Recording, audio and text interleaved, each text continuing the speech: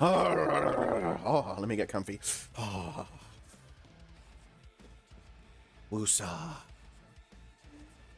Woosah. Right. Right. Can't lead a generation unless we know exactly what we're doing. So, good morning, Boondocks Dragon. Ice of you to see you. Ice to see you again? No, I don't even know. That fell on his face. I apologize. Good morning. Good morning. Good morning. We are here listening to some heavy punk metal and trying our best to stay comfy in these ridiculous times. We had a great discussion with quite a many people. One person in particular, Chase Mitchell, who I should pop up on here for the sake and glory of his awesomeness. Let's see.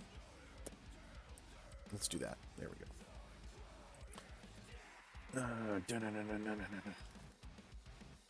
I think it's Chase 2 Mitchell? I don't know.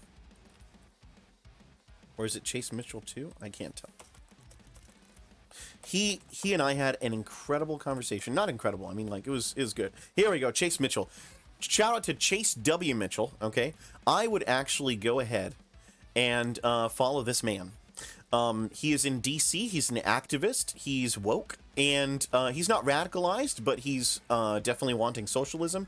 One of the better things that we talked about was how diversity is always a benefit. It always improves not only the workforce, the cultural diversity, the joy that you can have, the many flavors of joy, not only with any culture itself, but with food, right? Sounds splendid. Anything to get me away from that wretched bird app where libs across the map are uniting to defend military-industrial complex. It's terrible. Just printed Spencer Sunshine's 40 Ways to Fight Fascists. So that's cool.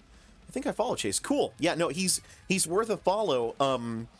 Him and I, we noticed that Prime was having a panel about specifically he has the all black everything panel on Wednesdays. Whoa, hold on. And something that I thought was really neat was the idea of getting a panel together to talk about white privilege and how we all became aware of it, because it is the time in which, like, it was around, like, you know, because Black Lives Matter didn't become a thing until about 2012, I believe. I'm thinking I have it right. About 2012, and, you know, Charlottesville and such, Michael Brown, rest in peace.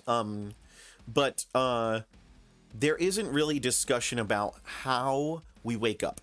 There isn't this discussion around what's it like when we wake up, because obviously, like, people are more concerned with what it's like to be in the oppression, in the actual box of oppression.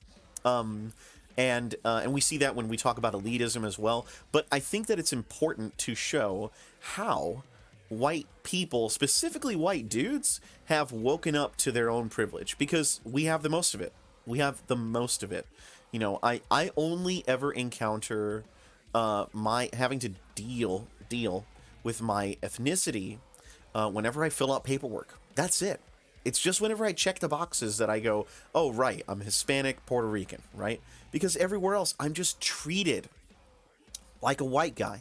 And being aware to that subtle nuance is difficult when the entirety of your life you have been basically held up on a pedestal, whether people liked it or not, because people end up not, like, interrupting white dudes and stuff. You know what I mean? Like, there's a level of privilege that is so internalized across the spectrum that we can't escape it. So by bringing attention to it, we can actually try and snub that shit down. You know what I'm saying? Because I want not to, like, drag us down. I want to raise everybody up to my level. I want everyone to feel like they could be doing what I'm doing. I want everyone to feel like they should do what I'm doing, especially if they think they're better than me. And I want them to be able to notice, hey, I'm better than that white dude. You know what I mean? Like, I want people to be empowered. And I think that the only way we're going to be able to do that, especially when it comes to the discussion of white privilege, because not everybody believes in it, right?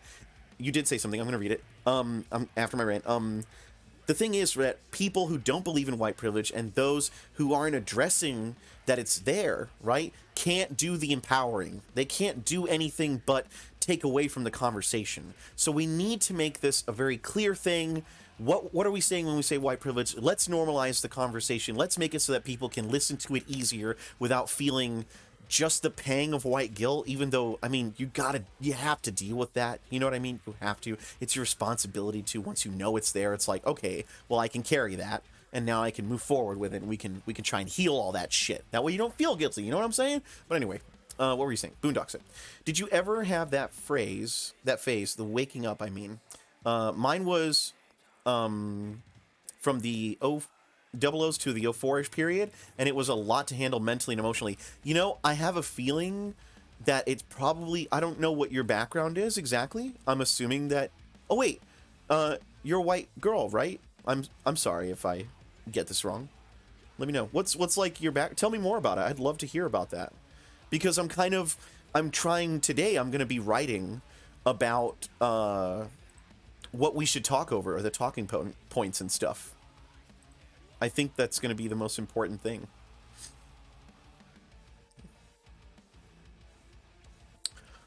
Oh, Twitch fail? What the fuck?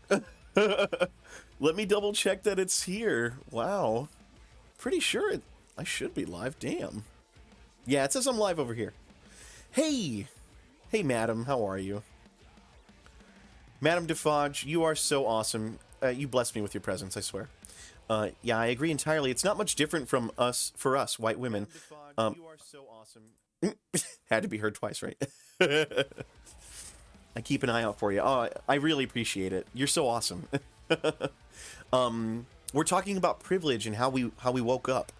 I think I'm going to call it that, because people say you're being woke, right? But we're all kind of in the dream. We're living, because especially for dudes, for me, I lived the dream for like 10 years. And I'm not saying I was rich or anything, but my privilege was so layered, right? That I felt when I was around other people, anyone else, that I was in the American dream. It was such a great thing, right? And over time, and I can't believe it's taken so many years, but over the last like 5-6 years, I have become aware of all the layers of privilege that I've had. You know, it's really, it is really taxing. Like you were saying, Boondocks. Being down south, many of the older people in the black community still have that eyes down, ma'am and sir type unnecessary politeness and undue respect, and it always makes me feel partly ashamed. I know how you feel, and I know how to, I've figured out how to combat that in a way. I'm well, no boss at the office. Nice! So happy for you. I'm glad you can participate a bit.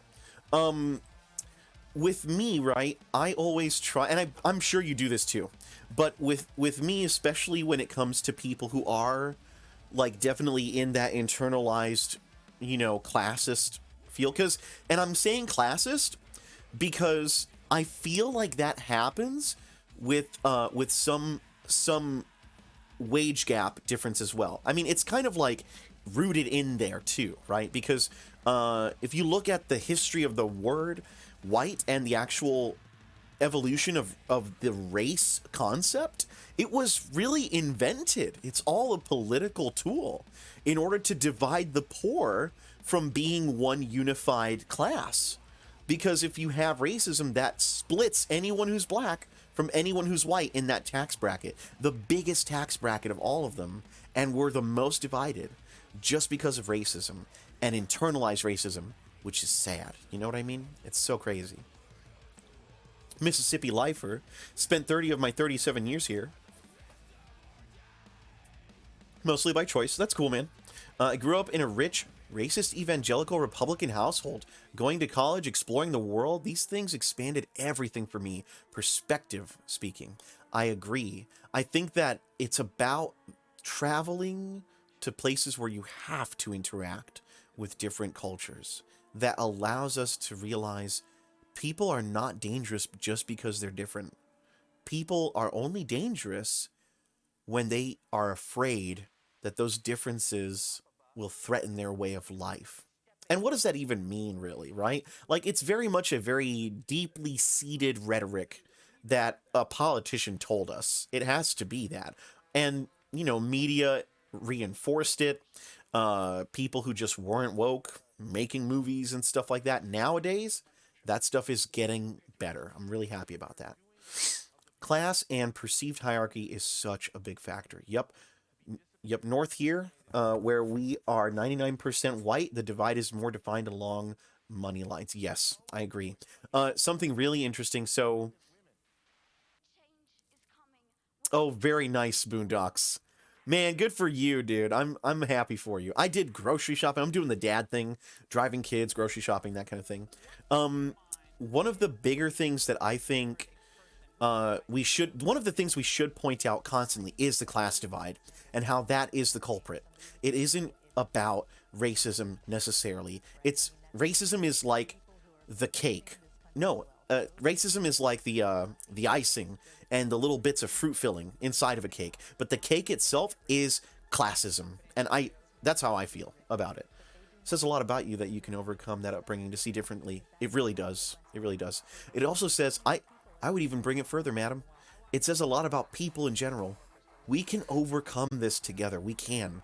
And damn it, I am going to be part of that generation that gets us there. I want to be that so bad.